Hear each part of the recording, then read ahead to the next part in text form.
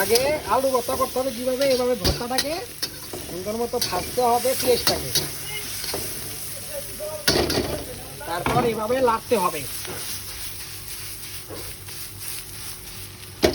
সুন্দরভাবে, পেঁয়াজটাকে ভালো মতো লাল লাল করতে হবে।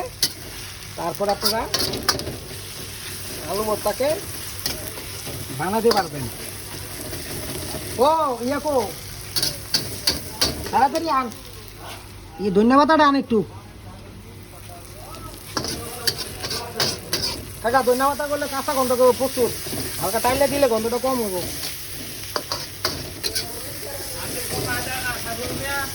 তারপর তারপর এই যে তারপর আলুকে এভাবে মাখতে হবে, তারপর ধন্যবাদ কুচু কুচু কুচু কুচু কুচু কুচু কেটে হবে। দেখছেন কিভাবে মাখে, এই যে কাকার মানা করা মানা কামে লাড়া দিয়ে আসে। আবার আমার চুলা কিনারে যেতে হবে, বলে ফেলো তাড়াতাড়ি বলে ফেলো। কি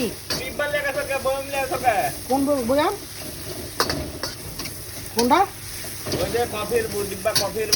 ও কফির মতো, কফির লাগবে রে, আমাকে খালি হয়ে গেছে দেখতে, নিলে নিতে আরো।